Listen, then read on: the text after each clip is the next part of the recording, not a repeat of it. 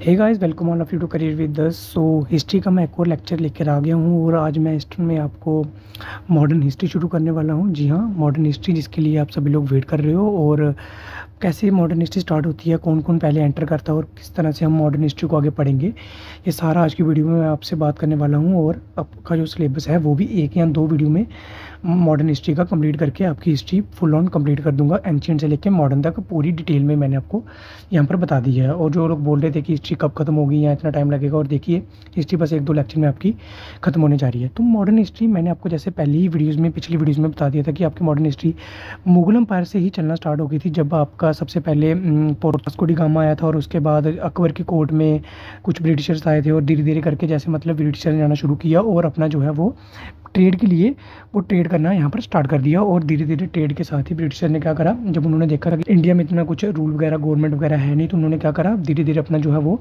Trade के साथ साथ उन्होंने धीरे धीरे इंडिया पर रूल करना भी स्टार्ट कर दिया। और मॉडर्न हिस्ट्री स्टार्ट कैसे होती है, और सबसे पहले कौन आता है इंडिया में, किस तरह से एंट्रीज होती हैं ब्रिटिशर की, और किन किन वॉर्स के थ्रू ब्रिटिशर्स आगे इंडिया को धीरे धीरे कब्जा करते जाते हैं, यानी कि जितनी भी टेरिटरीज थी उनको धीरे धीरे उन्होंने कब्जे में अपने लेना शुरू कर दिया। और मॉडर्न हिस्ट्री, अब देखिए सबसे पहले मॉडर्न हिस्ट्री जब हमारी हिस्ट्री चलती है, तो सबसे पहले मैंने आपको बताया था कि पोर्टुगीज़ आए थे। पोर्टुगीज़ में कौन बताया था मैंने आपको, वास्को डी गामा आया था। कब आया था ये मैं आगे बताऊंगा आपको। और उसके बाद पोर्टुगीज़ के बाद आए थे डच, जो कि डच किनको बोला जाता था, जो तब नीदरलैंड के लोगों को डच बोला जाता था। और उसके बाद थर्ड नंबर पर आए थे ब्रिटिशर्स, जो कि आए थे ब्रिटेन से। और ये कब आए थे, थर्ड नंबर पर आए थे। इसके पहले पोर्तुगीज़ और डच आके अपना बिजनेस मतलब स्टार्ट वगैरह कर चुके थे। ब्रिटिशर्स के बाद आए दानिश, दानिश या डैनिश बोल सकते हो आप। ये कहाँ से थे, ये डेनमार्क से थे। और डैनिश के बाद आए फ्रेंच, जो कि कहाँ से आए थे, फ्रांस से आए थे, तो मैंने यहाँ पर लिखा नहीं है। और सबसे लास्ट में कौन आया था, फ्रेंच ही आए थे। और सबसे पहले जो सबसे फर्स्ट यूरोपियन था, ये फर्स्ट यूरोपियन जो इंडिया में आया था, ये था वास्को डिगामा। वास्को डिगामा था ये फर्स्ट पोर्तुगीज था टू रीच इन इंडिया। किसके थ्रू आया था, बाय सी रूट। सी रूट के थ्रू यहाँ पर आया था। और इसने एंट्री कहाँ पर करी थी, सबसे पहले कैलिकट केरला में, CALICUT कैलिकट केरला में इसने एंट्री करी। और कब आया था, ये डेट भी कई बार पूछ लेते हैं, 20 मई 1498 में इसने यहाँ पर एंट्री करी। और उसके बाद इसने क्या करा, सभी जैसे मैंने आपको बताया कि इंडिया इतना बड़ा था, इतनी बड़ी इकोनॉमी थी, इतना रिच था, और यहाँ पर सभी लोग किस लिए आते थे, सभी लोग ट्रेड के लिए यहाँ पर आते थे कि ट्रेड कर सकें और यहाँ से जितना हो सकता है उतना पैसा अपनी कंट्री में लेके जा सकें। तो इन्होंने क्या करा, 1503 में वास्को डी गामा ने फर्स्ट फैक्ट्री ऑफ पोर्तुगीज़, यानी कि पोर्तुगीज़ की फर्स्ट फैक्ट्री सेटअप करी। कहाँ पर करी, कोचिन में इन्होंने अपनी फर्स्ट फैक्ट्री सेटअप करी, जो कि कहाँ पड़ता था, केरला में ही कोचिन पड़ता है। और थोड़ी टाइम बाद क्या हुआ, इन्होंने अपनी जो गोवा एक हमारी स्टेट है जैसे आज की डेट में, इन्होंने अपनी जो कैपिटल थी, इन्होंने धीरे धीरे मतलब उनको गोवा को एक अपने अंडर ले लिया, और गोवा में अपनी कैपिटल जो है वो शिफ्ट कर दी पोर्तुगीज़ ने। और पोर्तुगीज़ में सबसे पहले कौन आया था, वास्को डी गामा, ये आपको याद रखना है। और उसके बाद सेकंड नंबर पर आते हैं डच, जैसे मैंने आपको बोला। डच में जो सबसे पहले जो व्यक्ति आए थे उनका नाम था हार्टमैन, कार्नेलियस डे हार्टमैन। और ये कौन था, फर्स्ट डच था जो कि इंडिया में आया था। कब आया था, 1596 में। इतना इंपॉर्टेंट नहीं है, बस आपको याद रखना कि कौन फर्स्ट आया था, डच। और इसने कौन सी अपनी फैक्ट्री कहाँ पर सेटअप करी थी, इन्होंने जो डच लोग थे इन्होंने कहाँ पर फैक्ट्री सेटअप करी थी, इन्होंने मुसलीपट्टनम में अपनी फर्स्ट फैक्ट्री यहाँ पर सेटअप करी थी। और इनकी वॉर भी होती थी, जैसे डच आए थे फिर ब्रिटिशर्स आए, और उनकी वॉर वगैरह जो मैं एक अलग सेक्शन मैंने आगे रखा हुआ है, वो ब्रिटिशर्स की जितनी भी वॉर्स हुई हैं, किन किन के साथ हुई हैं, वो मैंने एक सीनियरिटी वाइज आपको बताई है कि डेट, बिल्कुल डेट के वाइज कि फर्स्ट कौन सी हुई, उसके बाद कौन सी हुई, जैसे मतलब ब्रिटिशर ने कैसे कैसे धीरे धीरे अपना मतलब अपना जो एक्सपेंशन अपना शुरू कर दिया इंडिया में आके, और वो मैं आगे बताता हूँ। तो सबसे पहले देखिए ब्रिटिशर्स कब आए, ये थर्ड नंबर पर आए, ये मैंने आपको बताया। और किसके लिए आए थे, ये फॉर ट्रेड। याद रखिए, ये पहले कोई भी इनका ये मोटिव नहीं था कि रूल करना या कुछ ऐसा, ये सिर्फ और सिर्फ ट्रेड के लिए आए थे, और जितना हो सके उतना प्रॉफिट इंडिया से लेके जाना चाहते थे। और जो फर्स्ट ब्रिटिशर था इंडिया में आया था, ये मैंने आपको पहले भी बताया था, कौन था, जॉन मिलिंडल। और ये कब आया था, ये कब आया था, अकबर की कोर्ट में यहाँ पर ये आया था। कब आया था, 1599 में। ये बहुत बार क्वेश्चन पूछा गया कि फर्स्ट ब्रिटिशर कौन था, जॉन मिलेंड हॉल, ये था फर्स्ट ब्रिटिशर। और उसके बाद 1600 में ही सेकंड ब्रिटिशर आया, वो कौन था, राल्फ फिंच। और ये भी कब आया था, अकबर की कोर्ट में ही ये आया था। और इन दोनों को अकबर ने ट्रेड करने की परमिशन यहाँ पर नहीं दी थी, नॉट परमिटेड, ये मैंने आपको पहले भी बताया था। और मैंने वहाँ पर भी बोला था कि ये आपको दोनों नाम याद रखने हैं, ये कई बार एग्जाम में पूछे जाते हैं। तो ये हो गया ब्रिटिशर के बारे में। उसके बाद कौन आए थे ब्रिटिशर, 1608 में कौन आया था, कैप्टन विलियम हॉकिंस। ये आपके ब्रिटिशर कौन था, लॉर्ड कैप्टन विलियम हॉकिंस, ये जहांगीर की कोर्ट में आए थे। जहांगीर कौन था, अकबर का सन था। इसलिए मैंने आपको मेडिवल हिस्ट्री अच्छे से बताई थी कि आपको पता चल जाएगी कौन अकबर था, कौन जहांगीर था। और आप लोग बोल रहे थे कि सिर्फ मॉडर्न पढ़ाओ और काम खत्म करो, लेकिन मैंने आपको बोला था कि मैं आपको इतनी डिटेल में पढ़ाऊंगा कि आप कोई भी एग्ज़ाम, अच्छे से अच्छा एग्ज़ाम हिस्ट्री का, उसमें जो भी क्वेश्चन होगा वो आप क्लियर कर लोगे। तो उसके बाद 1613 में इन्होंने क्या करा, फर्स्ट परमानेंट फैक्ट्री सेटअप करी। ये मैंने आपको पहले भी बताया था जहांगीर के टाइम पर भी, फिर से बता रहा हूँ। 1613 में फर्स्ट फैक्ट्री सेटअप करी, परमानेंट फैक्ट्री थी ये। और कहाँ पर सेटअप करी? सूरत में। और सूरत कहाँ पर पड़ता है? गुजरात में। ये भी याद रखना है, गुजरात में सूरत हमें देखने को मिलता है। और उसके बाद कौन आए? उसके बाद लास्ट में जो है वो आए Danish, sorry second last Danish आए। और उसके बाद इन्होंने क्या करा, इन्होंने भी अपनी यहाँ पर आके, सब ट्रेड के लिए आ रहे थे तो बिजनेस के लिए आ रहे थे। तो अब सबसे पहले ये क्या करते थे कि अपनी फैक्ट्री सेटअप करते थे और अपना ट्रेड है जो उसको एक्सपैंड करने की इंडिया में कोशिश करते थे। दानिश में इन्होंने क्या करा, फर्स्ट फैक्ट्री सेटअप करी केरला में। और ये क्या करा इन्होंने थोड़े टाइम बाद क्या करा, बिजनेस करा। और जब प्रॉफिट वगैरह हुआ तो इन्होंने क्या करा, अपना जितना भी बिजनेस था उसको सेल कर दिया, बेच दिया किनको, ब्रिटिशर को बेच के ये वापस चले गए अपनी कंट्री में। और लास्ट में हमारे पास आए फ्रेंच। फ्रेंच कहाँ से आए थे? फ्रांस से आए थे। और जो फर्स्ट फ्रेंच आया था हमारी कंट्री में वो कौन था? कॉलबर्ट, जो आया था 1664 में। और इन्होंने क्या करा, इन्होंने भी इस्टेब्लिश करी फैक्ट्री अपनी, सेटअप करी कहाँ पर? सूरत में। इन्होंने अपनी फैक्ट्री यहाँ पर सेटअप करी। इस तरह से जो बाहर के मतलब लोग थे, फॉरेनर्स थे, उन्होंने कैसे कैसे इंडिया में एंट्री करी, ये मैंने आपको यहाँ पर बता दिया। कौन आया सबसे पहले? पोर्तुगीज़ आया, उसके बाद डच आए, उसके बाद ब्रिटिशर्स आए, जिन्होंने सबके साथ मतलब धीरे धीरे वॉर्स करके अपना जो है एक्सपैंड करना शुरू कर दिया। वॉर के बारे में मैं आपको बताता हूँ, जितनी भी बैटल्स हुई हैं। उसके बाद दानिश आए, डैनिश या दानिश कुछ भी। और उसके बाद फ्रेंच आए, लास्ट में आए थे फ्रेंच, सबसे पहले आए थे पोर्तुगीज़, ये आपको याद रखना है। और उसके बाद क्या हुआ, जो इंपॉर्टेंट बैटल्स हैं वो मैं आपको बता देता हूँ कि जब ब्रिटिशर्स आए, इंपॉर्टेंट बैटल्स ऑफ ब्रिटिशर्स या इंग्लिश, इनको इंग्लिश द इंग्लिश भी बोलते थे, तो इसलिए मैंने ये भी लिख दिया। तो जो सबसे फर्स्ट बैटल इन्होंने, सबसे पहले ब्रिटिशर्स की बैटल हुई वो ही 1757 में, जिसको बोला जाता है battle of Plassey. Very very important, question में कई बार पूछा गया है कि बैटल ऑफ प्लासी कहाँ पर हुई, कब हुई, किसके बीच में हुई? 1757 में हुई, ब्रिटिशर्स के बीच में हुई। ब्रिटिशर और किसके बीच में हुई? सिराजुद्दौला के बीच में हुई, जो कि कौन था? नवाब था, बंगाल का नवाब था सिराजुद्दौला, DAULA। और जिसमें सिराजुद्दौला हार गया और ब्रिटिशर जीत गए, जिसके बाद इन्होंने धीरे धीरे बंगाल पर भी अपना जो है वो एक किस्म से एक्सपैंड करना शुरू कर दिया, यानी कि रूल करना इन्होंने धीरे धीरे शुरू करना कर दिया। उसके बाद क्या हुआ, 1759 में बैटल हुई, बैटल ऑफ बेदरा।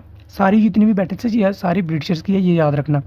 1759 में हुई बैटल ऑफ बेदरा, जी किसके बीच में हुई? ब्रिटिशर्स और डचीज़ के बीच में हुई, और जिसमें ब्रिटिशर्स जीत गए और डचीज़ हार गए, और इनको भी वापस अपनी कंट्री में जाना पड़ा। देख रहे हैं ना आप, धीरे धीरे क्या कर रहे हैं ब्रिटिशर, धीरे धीरे वॉर करके, बैटल्स करके इंडिया में धीरे धीरे एक्सपैंड करने की कोशिश कर रहे हैं।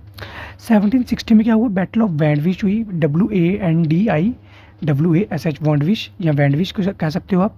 किसके बीच में हुई? ब्रिटिशर्स और फ्रेंच के बीच में हुई, जिसमें फ्रेंच हार गए और ब्रिटिशर्स यहाँ पर जीत गए फिर से एक बार। और यहाँ पर ये बैटल ऑफ वैंडविश आपको 1760 में देखने को मिली। उसके बाद आती है हमारी 1764 में very important battle of Buxar. ये बहुत इंपॉर्टेंट है, क्वेश्चन में कई बार पूछी गई है। बैटल ऑफ बक्सर कहाँ पर हुई थी? ये बंगाल में हुई थी। और किसके बीच में हुई थी? ये इंपॉर्टेंट है। ये हेक्टर मनरो, जो ब्रिटिशर का एक चीफ था, या आप इसको बोल सकते हो कि इनका एक कमांडर था, ये था हेक्टर मनरो। और किसके बीच में हुई? तो ये तीन किंग थे, जिन्होंने तीनों ने मिलकर ब्रिटिशर से लड़े, लेकिन ये तीनों हार गए। कौन कौन थे? शाह आलम सेकंड, सिराजुद्दौला और मीर कासिम, MIRKASIM, मीर कासिम। तीनों यहाँ पर लड़े, लेकिन ये फिर भी ब्रिटिशर के खिलाफ हार गए। ये हारते क्यों थे? क्योंकि जो ब्रिटिशर्स होते थे ना, उनकी जो आर्मी होती थी वो बिल्कुल फुली ट्रेन होती थी, और जैसे बैटल्स लड़ी जाती हैं प्रॉपर तरीके से, इनके पास पूरे प्रॉपर एम्यूनेशंस होते थे, वेपन्स होते थे, और किस तरह से लड़ाइयाँ लड़ी जाती हैं ये ब्रिटिशर्स को अच्छे से आता था, क्योंकि इन्होंने इससे पहले बैटल्स भी लड़ी हुई थी बाकी कंट्रीज़ के साथ। तो ब्रिटिशर को ये चीज़ अच्छे से आती थी। और हमारे जो इंडिया के किंग थे, इनको बैटल वगैरह का इतना मतलब एक्सपीरियंस नहीं था, बड़ी बड़ी बैटल्स को और कैसे वेपन्स को यूज़ करा जाता है, इसलिए ये हार जाते थे हर बैटल में, और जो ब्रिटिशर्स थे वो आराम से यहाँ पर जीत जाते थे। और उसके बाद कुछ बैटल्स रीजन्स में देखने को मिले, जैसे मैसूर रीजन में बैटल्स देखने को मिली, जो हुई फर्स्ट एंग्लो मैसूर वार। क्या बोला जाता है इसको? फर्स्ट एंग्लो मैसूर वार। एंग्लो इनको यहाँ पर रेफर करा गया है, यहाँ पर एंग्लो ब्रिटिशर्स को ही रेफर करा गया है। एंग्लो मैसूर वार कब हुई? 1766 से लेकर 69 तक फर्स्ट एंग्लो मैसूर वार चली, जिसमें हैदर अली ने फर्स्ट टाइम किसी इंडियन ने डिफीट करा ब्रिटिशर्स को। हैदर अली ने किसको मारा? मारा नहीं, मतलब इनको हराया ब्रिटिशर्स को। यहाँ पर फर्स्ट एंग्लो मैसूर वार में हैदर अली ने हरा दिया ब्रिटिशर्स को। ये भी इंपॉर्टेंट है, क्योंकि यहाँ पर ब्रिटिशर्स हारे हैं, तो ये भी पॉइंट इंपॉर्टेंट यहाँ पर आपका बन जाता है। उसके बाद आपकी सेकंड एंग्लो मैसूर वार देखने को मिलती है, जो कि 1780 में होती है। 1780 से लेकर 1784 में देखने को मिलती है, जिसमें हैदर अली की डेथ हो जाती है, यानी कि ब्रिटिशर्स के हाथों हैदर अली मारा जाता है, हैदर अली की डेथ हो जाती है। ये आपका होता है सेकंड एंग्लो मैसूर वार में। उसके बाद होती है थर्ड एंग्लो मैसूर वार, जो होती है 1790 से लेकर 1792 तक, जिसमें जो टीपू सुल्तान था, आपने नाम सुना होगा कहीं पर। टीपू सुल्तान किसका बेटा था, किसका सन था, सन ऑफ हैदर अली। ये भी क्वेश्चन पूछा जाता है। इसने क्या करा, ये give half of its territory to Britishers, यानी कि ये ब्रिटिशर्स के आगे अपनी आधी टेरिटरी, यानी कि जो जितना इसका रूलिंग मतलब एरिया था उसका इसने आधा ब्रिटिशर्स के आगे हरा दिया। और ये हुई थर्ड एंग्लो मैसूर वार, किसके बीच में हुई, टीपू सुल्तान और ब्रिटिशर्स के बीच में आपको देखने को मिली। अगला जो इंपॉर्टेंट रीजन है वो है पंजाब। पंजाब में भी काफ़ी वॉर्स देखने को मिली ब्रिटिशर्स के खिलाफ, जो थी first Anglo Sikh war. First Anglo Sikh war थी, और ये कब हुई, 1845 से लेकर 1846 में आपको फर्स्ट एंग्लो सिख वॉर देखने को मिली। और इस वॉर में मतलब कोई भी नहीं जीता, और यहाँ पर क्या हुआ, एंड में एक ट्रीटी साइन करेगी जिसको बोला जाता है treaty of Lahore. Very important question यहाँ पर भी पॉइंट बनता है। आप मान के चलिए कि मॉडर्न हिस्ट्री जो मैं आपको बता रहा हूँ ना, ये सारी ही इंपॉर्टेंट है। ये मैंने पहले ही मतलब कांट छांट के आपके लिए लाया है कि जो आपके लिए वेरी वेरी इंपॉर्टेंट एग्जाम में पूछा जाएगा और यहाँ से क्वेश्चन बन सकते हैं, बस वही मैंने आपको बताया। और आप इसमें से भी काटने की अब कोशिश मत करना, क्योंकि ये मैंने पहले से ही काफ़ी काट दिया है। तो उसके बाद क्या हुआ, सेकेंड एंग्लो सिख वॉर में 1848 से लेकर 1849 में हुई, ये याद रखना है। और इसमें क्या हुआ, डलहौजी। डलहौजी क्या था, एक ब्रिटिशर, एक ये भी ब्रिटिशर था, ब्रिटिशर चीफ था, जहाँ ब्रिटिशर कमांडेंट बोल सकते हो। डलहौजी ने क्या करा, कॉन्कोर्ड पंजाब, इसने क्या करा, पंजाब को अपने अंडर ले लिया। डलहौजी कॉन्कोर्ड पंजाब, कॉन्कोर्ड मतलब होता है किसी को अपने कब्जे में लेना। ये हुआ सेकेंड एंग्लो सिख वॉर में। उसके बाद क्या होता है, उसके बाद जो मैंने इंपॉर्टेंट बैटल्स थी ब्रिटिशर्स की, किन किन के साथ हुई, कैसे कैसे हुई, और कैसे कैसे ब्रिटिशर्स ने अपना रूल यहाँ पर इस्टेब्लिश करने की कोशिश करी, और कैसे मतलब एक्सपैंड करा इंडिया में, ये मैंने आपको थोड़ा बताने की कोशिश करी है। और कौन कौन पहले आया इंडिया में, मॉडर्न हिस्ट्री कैसे स्टार्ट होती है, ये भी मैंने आपको पिछली वीडियो में भी अच्छे से बता दिया था कि मॉडर्न हिस्ट्री आपकी मतलब मुगल एम्पायर से ही एक किस्म की स्टार्ट देखने को मिलती है। जब आपके सबसे पहले वास्को डी गामा आया था 1498 में, उसके बाद जो फर्स्ट ब्रिटिशर आए थे अकबर की कोर्ट में, और फिर जहांगीर की कोर्ट में आए। अकबर से इनको परमिशन नहीं मिली ट्रेड करने की, जहांगीर ने परमिशन दे दी। फिर इन्होंने धीरे धीरे बाकी जितने भी और भी कंट्री से लोग आते थे, ये तो नहीं था ना कि सिर्फ ब्रिटिशर ही आएंगे, बाकी भी लोग आते थे ट्रेड करने के लिए, क्योंकि इंडिया की इकोनॉमी उस टाइम सभी को अट्रैक्ट करती थी, क्योंकि पैसा बहुत है इंडिया में, तो सभी क्या करते थे, ट्रेड करने के लिए आते थे। लेकिन ब्रिटिशर ने क्या देखा कि इंडिया में मतलब लोग काफ़ी आपस में झगड़ते वगैरह हैं, इतना मतलब रूलर्स भी इनके कुछ खास नहीं है, वीक रूलर्स हैं, और काफ़ी मतलब छोटी छोटी बातों पर झगड़ते रहते हैं। इन्होंने क्या करा, इन्होंने बहुत ही एक मतलब प्रोसीजर के साथ धीरे धीरे जो है अपना रूल करना यहाँ पर स्टार्ट कर दिया। और कैसे कैसे मतलब किन किन के साथ फाइट करके ये आगे बढ़े, ये मैंने आज आपको अच्छे से बता दिया। बंगाल में इन्होंने किस तरह से रूल करा, किसको हराया, और ये भी मैंने बंगाल के बारे में भी यहाँ पर आपको बताया। कल हम इसके बाद आगे का पढ़ेंगे कि कैसे 1857 का रिवॉल्ट हुआ, क्या कारण थे उसके, और किस तरह से किन किन ने पार्ट लिया, और उसके बाद इंडियन नेशनल कांग्रेस बनी। और उसके बाद आपको गांधी नेरा आएगा, गांधी नेरा में गांधी जी ने कैसे मूवमेंट स्टार्ट करी और किन किन लोगों ने पार्ट करा, जैसे non cooperation movement, civil obedience movement और डांडी मार्च हुआ उसमें। वो सारा मैं आपको एक दो वीडियो में ही खत्म करा दूंगा, टेंशन मत लो, बिल्कुल ही ईजी तरीके से करवाऊंगा और क्वेश्चन के तरीके से ही करवाऊंगा जिस तरह से क्वेश्चन पूछे जाते हैं। और हिस्ट्री कंप्लीट होने के बाद ही मैं आपके एक दो वीडियो लाऊंगा जिसमें आपके हिस्ट्री के मैक्सिमम इंपॉर्टेंट क्वेश्चन कवर करने की कोशिश करूंगा, जिस तरह से एग्जाम में पीछे पूछे गए हैं और आगे पूछे जा सकते हैं।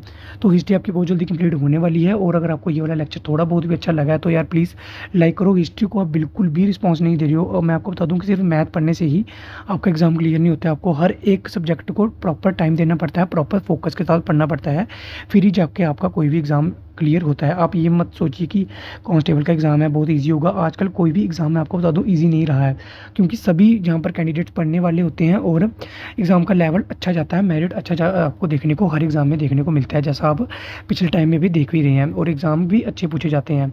और जो लोग बोल रहे हैं सिर्फ मॉडर्न ही आएगी, वो मैं फिर से आपको बता दूँ कि मॉडर्न मानना मैंने आती है हर एग्ज़ाम में, थोड़ी ज़्यादा क्वेश्चन आपको देखने को मिलते हैं, लेकिन आपको जो हिस्ट्री है उसका बेस भी पता होना चाहिए कि बेस आपका कैसे बना, हिस्ट्री में कौन पहले आया। और कई बार मेडिवल हिस्ट्री से भी क्वेश्चन आपको देखने को मिले हैं एग्जाम्स में।